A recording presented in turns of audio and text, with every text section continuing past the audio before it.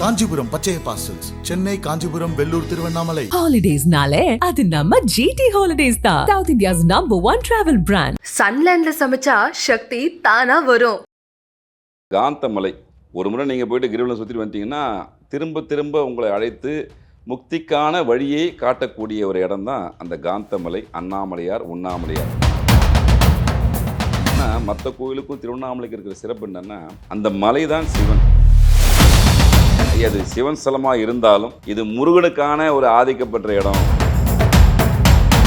அகத்திய மாமுனிவர் தன்னுடைய கையால் அங்கே நவகிரகத்தை பிரதிஷ்டை செய்து வைத்துள்ளார் அப்படின்னு தான் ஒரு ஐதீகம். அண்ணாமலையாருடைய அடிப்பாதம் அங்கே இருக்கு. சூல சூட்சமன் அது பேர் அங்கே இருக்கும். நீங்கள் போய் பார்த்தீங்கன்னா தெரியும்.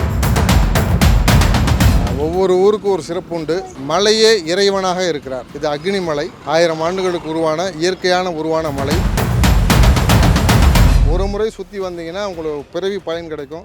2 முறை சுற்றி வந்தீங்கன்னா உங்களுக்கு ராஜயோகம் கிடைக்கும். 3 முறை வந்தீங்கன்னா உங்களுக்கு பாவங்கள் நேரும். 4 முறை சுற்றி வந்தால் நீங்கள் ஞானி ஆகிடுவீங்க. திருவண்ணாமலையே தங்க மலையாக இருந்தது முத கஷ்டத்தில் வராங்க. சிவனை கும்பிட கும்பிட கும்பிட கூட நாளாக சாதாரண மனிதரே வந்து சித்தராக மாறிடுது. ஒருப்போ ஒரு ஸ்டேஜ் ஒரு கட்டளை ஒரு ஸ்டேட்டுக்கு சம்மந்தப்பட்டதாக இருந்துச்சு. இன்னைக்கு இந்தியா பாரத தேசம் மொத்தம். திருவண்ணாமலை கோயிலை பற்றி நிறைய காணொளிகளில் நீங்கள் பார்த்துருப்பீங்க. நீங்களே நிறைய முறை திருவண்ணாமலை கோயிலுக்கு போயிருப்பீங்க, அருணாச்சலேஸ்வரரை வந்து தரிசிச்சிருப்பீங்க. ஆனால் இந்த காணொளியில் அடடே இந்த மாதிரி விஷயங்கள்லாம் திருவண்ணாமலையில் இருக்கா அப்படின்னு நீங்களே யோசிக்கிற மாதிரி இருக்கும் இந்த காணொளி. யாரும் அறிந்திராத திருவண்ணாமலை கோயிலுடைய ரகசியங்களை இந்த காணொளியில் சொல்ல போகிறோம்.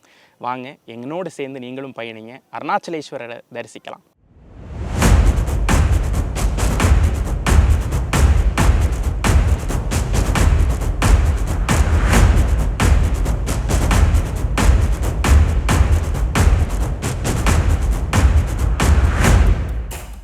திருவண்ணாமலை, அண்ணாமலை என்றாலே அது முக்திக்கான ஒரு ஸ்தலம். சித்தர்களும் ஞானிகளும் முனிவர்களும் யோகிகளும் இன்றளவும் அரூபமாக இருக்கக்கூடிய ஒரு புண்ணிய ஸ்தலம். அதாவது அடிக்கொரு லிங்கம் அண்ணாமலைன்னு சொல்லுவாங்க. அவ்வளோ அற்புதமான ஒரு ஸ்தலம், சொல்ல வார்த்தைகள் கிடையாது. ஏன்னா அதுக்கான பெருமையை சொல்லக்கூடிய ஒரு பாக்கியத்தை இறைவன் கொடுத்துருக்கும் போது உண்மையிலே நம்மளுக்கு இறைவனுக்கு ரொம்ப நன்றி சொல்ல கடமைப்பட்டிருக்கும். அது சொல்லுவாங்க காந்தமலை. ஒரு முறை நீங்கள் போயிட்டு கிரிவலம் சுற்றிட்டு வந்துட்டீங்கன்னா திரும்ப திரும்ப உங்களை அழைத்து முக்திக்கான வழியை காட்டக்கூடிய ஒரு இடம் தான் அந்த காந்தமலை, அண்ணாமலையார், உண்ணாமலையார். சிவன், பிரம்மா, விஷ்ணு இதில் யார் பெரியவர் அப்படின்னு ஒரு ஈகோ அந்த காலத்தில் இருந்திருக்கு. அதுக்கான இடம்தான் ஆதி அருணாசலேஸ்வரன் கோயில் இருக்குது. அங்கே அடி அண்ணாமலையில் இருக்குது. அங்கே தான் அந்த விஷயம் ஆரம்பிச்சிச்சு, யார் பெரியவர்னு சொல்லிட்டு. அதுக்கப்புறம் அடிமுறை யார் பார்த்தாங்கன்றது புராண கதை உங்களுக்கு தெரியும். இது இங்கே மலையே சிவனாக இருக்கார். இங்கே என்னென்னா மற்ற கோயிலுக்கும் திருவண்ணாமலைக்கு இருக்கிற சிறப்பு என்னென்னா, அந்த மலை தான் சிவன். சிவபெருமானை நீங்கள் எந்த வடிவத்தில் இங்கே பார்க்க முடியும்னா மலை வடிவத்தில் பார்க்க முடியும். நின்று அண்ணாமலையாரே, அருணாசலேஸ்வரே அப்படின்னு சொல்லிட்டாவே போது முக்தி கிடைக்கும். நினைத்தாலே முக்தி. இன்னும் நீங்கள் அந்த இடத்துல வந்து பார்த்துட்டு போகும்போது உங்களுக்கு பலன் எப்படி இருக்கும் யோசிச்சு பாருங்கள். அவர் சொல்கிறப்பாரு, நினைத்தாலே முக்தி தரும் ஸ்தலம் திருவண்ணாமலைன்னு சொல்லும்போது அங்கே வந்து பக்தர்கள், வணங்கக்கூடிய பக்தர்களுக்கு எந்த மாதிரி புண்ணிய விஷயங்கள் நடக்கும்னு கேட்டு பாருங்கள். நினைத்ததை உடனடியாக நடத்திக்கூடிய தெய்வம் திருவண்ணாமலை. இந்த திருவண்ணாமலை கோயிலில் பார்த்திங்கன்னா முக்கியமான விஷயங்கள், பல விஷயங்கள் அடைய இருக்குது. தெரிஞ்சும் தெரியாமையும் நம்ம சித்தர்கள், முனிவர்களும், மகான்களும் அந்த புண்ணிய பூமியில் பல விஷயத்தை நம்மளுக்கு வச்சுட்டு போயிருக்காங்க. நான் நிறைய இடத்துல பொதுவாக சொல்லக்கூடிய விஷயம், ஐயா அது சிவன் ஸ்தலமாக இருந்தாலும் இது முருகனுக்கான ஒரு ஆதிக்கப்பட்ட இடம். முருகப்பெருமான் அருணகிரிநாதருக்கு காட்சி கொடுத்த இடம். அப்புறம் என்ன அர்த்தம்? முருகனுக்கும் ஆளுமையான இடம், முருக பக்தர்களுக்கும் முக்கியமான இடம். அது சிவனுடைய அருளால் தான் வெளியே வந்தவர் முருகப்பெருமான். அப்போது சிவன் பாதத்தை நீங்கள் அடைய வேண்டுமென்றால் அதுக்கு ஒரு மிக எளிமையான வழி, முருகப்பெருமானை பற்றி செல்வதுதான் சிவன் பாதத்தை அடைய முடியும். இதுதான் தத்துவம். அப்போ இந்த இடத்துல அருணகிரிநாதருக்கு முருகப்பெருமான் காட்சி கொடுத்த இடம் கொடிமரத்துக்கு பக்கத்துலேயே இருக்கும். திருவண்ணாமலை போகிற அன்பர்கள் அவசியம் இதை நோட் பண்ணுங்க. கொடிமரத்துக்கு இடதுபுறமாகவே இருக்கும். மிக மிக மிக அற்புதமாக முருகப்பெருமான் காட்சி கொடுத்த இடம். மற்ற ஸ்தலங்களில் அவர் வெற்றி பெற்று நின்னது மற்ற விஷயங்கள்லாம் வேற. ஆனால் காட்சி கொடுக்குறாரு அருணகிரிநாதருக்கு. அந்த எப்போ எவ்வளோ பெரிய புனித இடமா இருக்கும் அந்த இடம். அந்த இடத்துல ஒரு 10 நிமிஷமாக நின்று தியானம் பண்ணிட்டு வாங்க. அவ்வளோ அற்புதமான விஷயம். அதுக்கப்புறம் அப்படியே கோயிலுக்குள்ள வரும்போது மூலவர் அண்ணாமலையார், அவரை பற்றி சக்தியை பற்றி நம்ம சொல்ல வேண்டிய அவசியமே இல்லை. பொறுமையாக நின்று கும்பிட்டுவாங்க. இங்கே விஷயம் என்னென்னா, மக்கள் அறக்க பறக்க போகிறீங்க, அப்படி தயவு செஞ்சு போகாதீங்க.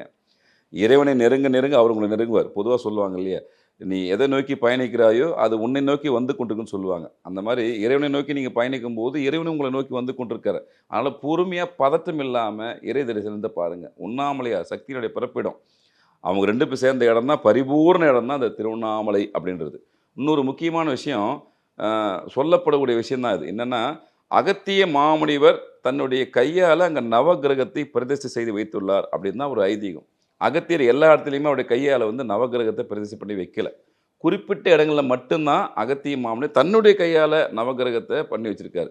இன்னும் குறிப்பிட்டு சொல்ல போனால், ஒவ்வொரு கிரகத்துக்கும் ஒரு டிகிரி கணக்குன்னு உண்டு. இந்த டிகிரியில் தான் ஒரு கிரகங்கள் அமைப்பு உண்டு. அந்த மாதிரி டிகிரி வடிவத்தில் முழுமையான வடிவத்தில் இருக்கக்கூடிய இடம் வந்து திருவண்ணாமலை இருக்கிற நவகிரக ஸ்தலம். மிக அற்புதமான ஸ்தலம். இன்னொன்று, அதுக்கு அந்த நவகிரகத்துக்கு அப்படியே நேர் எதிரில் பார்த்தீங்கன்னா சித்திரகுப்தன் இருப்பார். நம்மளோட கணக்கு வழக்குகளை பார்க்கக்கூடிய, அதை மெயின்டைன் பண்ணி சொல்லக்கூடிய சித்திரகுப்த மகான் அங்கே இருக்கார். அதனால் திருவண்ணாமலை கோயிலுக்கு போகக்கூடிய அன்பர்கள், நீங்கள் தெரிந்தோ தெரியாமல் ஏதாவது வாழ்க்கையில் தவறு செய்திருந்தால் அந்த சித்திரகுப்தர்கிட்ட மன்னிப்பு கேட்டு வந்தீங்கன்னா உங்களுடைய பாவ கணக்கு குறைக்கப்படும். முழுமையாக கர்மாவை தீர்க்க முடியாது. பாவ கணக்கு குறைக்கிறதுக்கான ஒரு வழிமுறை, சிவனை பார்த்துட்டு வந்து அதுக்கப்புறம் சித்திரகுப்தர்கிட்ட மன்னிப்பு கேட்டிங்கன்னா உங்களுக்கு நல்ல விஷயம் நடக்கும். அதுக்கப்புறம் உண்ணாமலையாரை பார்க்குறீங்க. உண்ணாமலையார் பார்த்துட்டு வெளியே வரும்போது மிக மிக மிக மிக முக்கியமான ஒரு இடம் இருக்குது. அண்ணாமலையாருடைய அடிப்பாதம் அங்கே இருக்குது. சூல சூட்சமன் அதுக்கு பேர் அங்கே இருக்கும். நீங்கள் போய் பார்த்தீங்கன்னா தெரியும். அண்ணாமலையார் பாதம் மலை மேலே ஒன்று இருக்குது, கோயிலுக்குள்ளே இருக்குது. இதுதான் அந்த இடத்துக்குடைய பெருமை. என்னென்னா, சித்தர்கள் மகான்களுக்கு அம்மையப்பராக காட்சி கொடுத்த இடம் தான் அந்த ஸ்தூல சூஷ்டபர்னு சொல்லிட்டு அந்த இடம் இருக்கும், கோயில் இருக்கும். அந்த இடத்த அவசியம் போய் பாருங்கள். ரொம்ப ரொம்ப அந்த கோயிலே மிக முக்கியமான இடம்ன்றது அந்த அண்ணாமலையாருடைய பாதம் இருக்கக்கூடிய இடம், சரணாகதிக்கான இடம். ஏன்னா அம்மையப்பராக காட்சி கொடுத்துருக்காரு சித்திர மகான்களுக்கு. நாம் அந்த இடத்துக்கு தயவு செஞ்சு போகணும். அந்த கால் பாதத்தை வணங்கிட்டு வாங்க. பக்கத்தில் பிள்ளையார் இருப்பார். அதாவது எப்படி சொல்கிறதுன்னா, ஒட்டுமொத்தமான ஒரு சக்தியினுடைய இருப்பிடம் அந்த கால் பாதம், சரணாகதிக்கான இடம். அந்த இடத்துல நீங்கள் விழுந்து வணங்கி மனசார கும்பிட்டு வந்தால் எவ்வளவு துன்பமாக இருந்தாலும் அந்த துன்பங்களை போக்கக்கூடிய சக்தின்றது அந்த அண்ணாமலையாருடைய பாதத்துக்கு உண்டு. அதுக்கப்புறம் உங்களுக்கு எல்லாருக்கும் தெரிஞ்சிருக்கும், பல்வேறு ஜீவ சமாதிகள் நிறைந்த இடம் தான் திருவண்ணாமலை. கிரிவல பாதையில் அவ்வளோ சித்தர்கள் மகானுடைய ஜீவ சமாதி இருக்குது. இன்றைக்கும் அடிமுடி காணா அண்ணாமலையாரை காணுவதற்கு தவம் புரிஞ்சுன்னு அரூபமாக அங்கே சித்தர்கள் ஏதோ வடிவத்தில் வாழ்கிறாங்க. இங்கே இந்த மாதிரி ஒரு வடிவத்தில் மட்டும்தான் அங்கே இறைவன் இருக்கார், சித்தர்கள் இருக்காருன்னு சொல்லவே முடியாது. ஒரு மிகப்பெரிய பணக்காரனாகவும் அங்கே சித்திர மகளை சுற்றி நிற்பாங்க. ரொம்ப ஏழ்மையாக வரி நிலையில் இருப்பாங்க. மிருகங்களாக இருப்பாங்க, பறவைகளாக இருப்பாங்க, ஒவ்வொரு கேரக்டரில் இருப்பாங்க. இதை உணர்வுபூர்வமாக நீங்கள் ரெகுலராக அந்த கிரிவலம் வரவங்க மக்களுக்கு தெரியும். ஒரு சில விஷயங்கள் சிம்டம்ஸ் அவங்களுக்குள்ள நடக்க ஆரம்பிக்கும். உணர்வுபூர்வமாக சம்மந்தப்படுற விஷயம், தன்னை உணர்ந்தவன் பேச மாட்டான்னு சொல்லுவாங்க இல்லையா, அந்த மாதிரி இது போன்ற உணர்தல் சம்மந்தப்பட்ட விஷயம் அதிகமாக அந்த கிரிவல பாதையில் வரும்போது நடக்கும். ஒவ்வொரு தனி மனிதனுக்கும் நடக்கும்.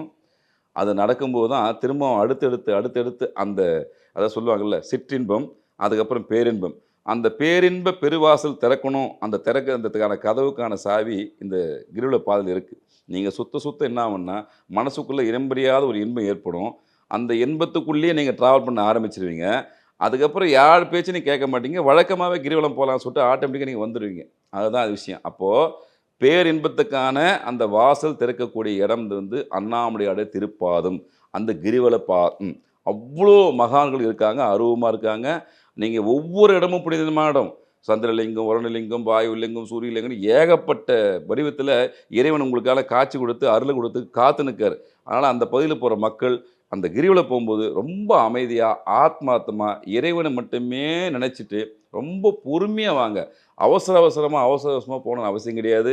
இன்றைய காலகட்டத்தில் 365 நாளும் அங்கே வந்து உங்களுக்கு கிரிவலம் வந்து நடந்திருக்கு. இரவு நேரத்தில் அவ்வளோ அற்புதமாக இருக்கும். அதனால் பொறுமையாக போயிட்டு சிவன் பாதத்தை தொழுதுட்டு, திரும்ப சொல்கிறேன், அந்த கோயிலுக்குள்ளே முக்கியமான இடம்ன்றது சிவன் பாதம், அண்ணாமலையோட திருப்பாதம். அதை தயவு செஞ்சு பண்ணிட்டு வந்துட்டீங்கன்னா உங்களை வாழ்க்கையில் எல்லா சுபிட்சங்களுமே நிறைவாக கிடைக்கும். அது அனுபவத்தில் மட்டும்தான் பார்க்க முடியும். அருணிநாதனுடைய ஜீவசமாதி உள்ள கோயிலுக்குள்ளே இருக்கும். அந்த உண்ணாமலையாரை பார்த்துட்டு வெளியே வரும்போது இருக்குது. அது அவர் ஜீவசமாதி அடைந்த இடம் இதுதான் சொல்லிட்டு குறிப்பிடப்படுது. அதாவது சித்தர்கள் மகான்களுக்கு இடம் பொருள் ஏவல் கிடையாது. அந்த காலகட்டத்தில் இருக்கிற குறிப்புகள் பிரகாரம் அவர் இங்கே தான் ஜீவ சமாதி அடைந்தார்ன விஷயம் இருக்குது. அதே மாதிரி பல சித்தர்கள் அந்த கோயிலுக்குள்ள ஆங்காங்கே தவம் புரிந்த இடங்களும் இருக்குது. அது குறிப்பிட்ட மக்களுக்கு தெரியுது, அவங்கள போய் வணங்கிட்டு வராங்க. பட் நீங்கள் அதை பற்றி கவலை வேண்டிய அவசியம் இல்லை. அது எல்லா இடத்துலையும் நிறைஞ்சிருக்காரு. அதுவும் முருகப்பெருமானுடைய பரிபூர்ண அருளை பற்றி எடுத்த அந்த அருணகிரிநாதருடைய ஜீவசமாதி அங்கே இருக்கிறதுனால சக்தியினுடைய பீடமாகவும் அது விளங்குது. ஆனால் ஒவ்வொரு இடமா பார்த்துன்னு வாங்க. முதல்ல கொடிமரத்தை பார்க்குறீங்க, அப்புறம் முருகப்பெருமானை தரிசிக்கிறீங்க, அதுக்கப்புறம் அப்படியே அண்ணாமலையரை பார்க்குறீங்க, உண்ணாமலையரை பார்க்குறீங்க, அண்ணாமலையுடைய அடிப்பாதத்தை பார்க்குறீங்க, அதுக்கப்புறம் நவகிரகத்தை வரீங்க, சித்திரகுப்தனர் பார்க்குறீங்க, பைரவ பெருமான்கிட்ட ஐயா நான் எதையும் எடுத்துன்னு போகலையா அப்படியே சுட்டா விட்டு போயிட்டு ஐயா பார்த்துங்க, இறைவனுடைய அருளை மட்டும் தான் நான் வாங்கி போகிறேன், வேறு எதுவும் வாங்கி போகலன்னு சொல்லிட்டு அந்த பைரவ பெருமான்கிட்ட அனுமதி பெற்று அமைதியாக உட்காந்து ஒரு அரை மணி நேரமோ 1 மணி நேரமோ தியானம் பண்ணிவிட்டு, தியானம்னா நீங்கள் எந்த மந்திர உச்சாரணம் பண்ண வேண்டிய அவசியம் இல்லை. சிவபெருமானே அப்படின்னு நினச்சி அமைதியாக உட்கார்ந்தாவே உங்களுக்கு எல்லா அருட்களும் பரிபூர்ணமாக கிடைக்கும். நினைத்தாலே முக்தி தரக்கூடிய திருவண்ணாமலையை பற்றி பேசுறதுக்கான வாய்ப்புகளை வழங்கி உங்களுக்கு ஆத்மார்த்தமான நன்றியை சொல்லிக்கிறேன். நன்றி, வணக்கம். ஒவ்வொரு ஊருக்கும் ஒரு சிறப்பு உண்டு. மலையே இறைவனாக இருக்கிறார். இது அக்னி மலை, 1000 ஆண்டுகளுக்கு உருவான மலை. அருணம் அப்படின்னு சொல்கிறோம், அசலம்ங்கிறோம். அசலம்ங்கிறது சூரியன் குறிக்கும், அக்னியை குறிக்கும். காசியில் வந்து இறந்தால் முக்தி, காஞ்சியில் பிறந்தால் முக்தி, திருவாரூரில் வந்து இதன் முக்தின்னு சொன்னாங்க. இங்கே நினைத்தாலே முக்தி தரக்கூடிய ஆலயம் திருவண்ணாமலை. எனக்கு மொபைல் அங்கே போனால் டவர் கிடைக்காது, இங்கே வந்து டவர் கிடைக்கும். ரீசன் என்னென்னா டவர் பக்கத்தில் இருக்குது. இது டவர் கிடைக்கிற இடம். நீங்கள் உங்களை ரியலைஸ் பண்ணோம்னா, கடவுளை உணர வேணும்னா, இறைவனை உணரணும்னா, நீங்கள் ஏன்னு உணரணும்னா இந்த டவர் பக்கத்தில் வந்தால் தான் தெரியும். அதனால் இந்த டவரை நீங்கள் ஃபீல் பண்ணால் உங்கள் செல்ஃபோன் நல்லா வைப்ரேஷன் கிடைக்கும். வாங்க. கிரின்னா வளம்னா, கிரின்னா மலை, வளம்னா சுற்றி வர்றது, அவ்வளோதான் கிரிவலம். ஒரு முறை சுற்றி வந்தீங்கன்னா உங்களுக்கு பிறவி பயன் கிடைக்கும். 2 முறை சுற்றி வந்தீங்கன்னா உங்களுக்கு ராஜயோகம் கிடைக்கும். 3 முறை வந்தீங்கன்னா உங்களுக்கு பாவங்கள் நேரும். 4 முறை சுற்றி வந்தால் நீங்கள் ஞானி ஆகிடுவீங்க. இருந்தவங்க ஞானி இல்லை, எல்லோரும் ஞானி ஆகிடும். நன்றி. ஆக்சுவலாக இது வந்து பார்த்திங்கன்னா திருவண்ணாமலையே தங்க மலையாக இருந்தது முத. அதுக்கப்புறம் வெள்ளி மலையாக மாறிச்சு. அதுக்கப்புறம் கலியுகத்தில் கல்லாக மாறிடுச்சு. இன்னும் போனால் உள்ளே போனால் நிறையா தங்கங்கள்லாம் இருக்குதுன்னு சொல்லி கேள்விப்பட்டிருக்காங்க. ஆனால் கிரிவல சித்தர்கள் வந்து அங்கே தான் அவங்க சும்மா சாதாரணமாக வராங்க, மன கஷ்டத்தில் வராங்க. சிவனை கும்பிட கூட நாளாக சாதாரண மனிதரே வந்து சித்தராக மாறிடுறாரு. திருவண்ணாமலைன்னு சொன்ன உடனே உங்கள் மனசுக்கு ஞாபகம் வர்றது என்ன? இந்த திருவண்ணாமலையோடைய ஆறான்னு ஒன்று இருக்கு இல்லையா, அதை பற்றி சொல்லுங்கள். திருவண்ணாமலை ஆறான்றது சிவன் தான், அந்த மலையே சிவன். நீங்கள் ஒரு நிமிஷம் திருவண்ணாமலைன்னு சொல்லி கண்ணு முன்னப்பதும் அவரோட காட்சி அவங்க பார்க்கலாம். அது உண்மையாக அடைஞ்சவங்களுக்கு அதோட வித்தியாசம் தெரியும். இந்த கலசப்பாக்கம், இங்கேருந்து கலசப்பாக்கம் போனீங்கன்னா பூண்டி மகான் ஆற்று சாமிகள் ஜீவசமாதி. நீங்கள் அங்கே போனால் அங்கே அடி வச்சு உடனே போதும், நம்மளோட அவங்கேருந்து வர்ற வைப்ரேஷனு பேச்சுன்றதே ஆகாது. ஒரு மனுஷன் அங்கே போனால் போதுங்கண்ணா. ஏன்னா ஜீவசமாதின்றது லேசுப்பட்ட விஷயம் கிடையாது. இன்னொன்று அங்கே அடி வைக்கிறது அசல் அவங்களோட அனுமதி இருந்தால் தான் அங்கே போய் அடி வைக்க முடியும். அவ்வளோ ஒரு விசேஷம். அது அவரே இல்லை, நம்ம ரமண மகர்ஷி, மூக்குப்படி சித்தர், விசிறி சாமிகள், இதெல்லாம் ஜீவசமாதியான ஒரு அற்புதமான ஒரு மலை திருவண்ணாமலை. இங்கே அடி வைக்கிறது அவங்களோட சம்பூர்ணமான ஒரு அனுகிரகம். சிவத்தியானம், சிவச்சிந்தனை, சிவநாமம். இங்கே வரணுன்றது அவங்க மனதில் சிவன் நாமத்தை சொன்னால் போதும், இங்கே வரத்துக்கு அனுமதி வந்த மாதிரி தான். எப்போ அது யாரோ யாரோ வாங்க நீங்கள் பண்ணுங்க, அது மாதிரி கிரிவலம் பண்ண உங்கள் குறை தீரும் அன்ற மெயின் செட்டோடு வரக்கூடாது. சிவனோட அனுகிரகம் முன்ன வர வேண்டியதுன்னா சிவநாமத்தை நித்தியம் பண்ணி சிவ சிந்தனை இருந்தால் போதும், வேறு எதுவும் தேவையில்லைண்ணா. ஆட்டோமேட்டிக்காக அவர்கிட்ட இருந்து அந்த அனுகிரகம் ஆகப்பட்டது வரும். ஒருத்தர் கூப்பின்னு வர தேவையில்ல, அவங்களே கிளம்பி வந்துடுவார். துணை சிவன் தான், இதுதான் சத்தியம். ஒட்டுமொத்தமாக திருவண்ணாமலை அப்படின்னு நீங்கள் இறுதியாக சொல்லக்கூடிய வார்த்தைகள். திருவண்ணாமலை க்ஷேத்திரம் இன்னைக்கு உலகத்தில் ஒரு ஸ்டேஜ் ஒரு கட்டளை ஒரு ஸ்டேட்டுக்கு சம்மந்தப்பட்டதாக இருந்துச்சு. இன்றைக்கி இந்தியா பாரத தேசம் மொத்தமே ஜொலி பின்னுக்குது. திருவண்ணாமலை க்ஷேத்திரம் இன்னைக்கு கிரிவலை பாதை, சித்ரா பௌர்ணமி, குரு பௌர்ணமி, கார்த்திகை பௌர்ணமி விசேஷமாக தொடர்ந்து ஒரு 40,000 60 லட்சம் பேர் வந்து பண்ணுறாங்க. வரப்போகிற காலத்தில் எவ்ரி டே, ஆனால் பிரதி ஒரு நாள் இங்கே சுமார் 10 to 15 லட்சம் பேர் கிரிவலம் வந்து ஒரு பெரிய வரலாறு உருவாக்க போகுது. காஞ்சிபுரம் பச்சையப்பா சில்க்ஸ், சென்னை, காஞ்சிபுரம், வெள்ளூர், திருவண்ணாமலை. ஹாலிடேஸ்னாலே அது நம்ம GT ஹாலிடேஸ் தான். South India's #1 travel brand. சன்லேண்ட்ல சமைச்சா சக்தி தானா வரும்.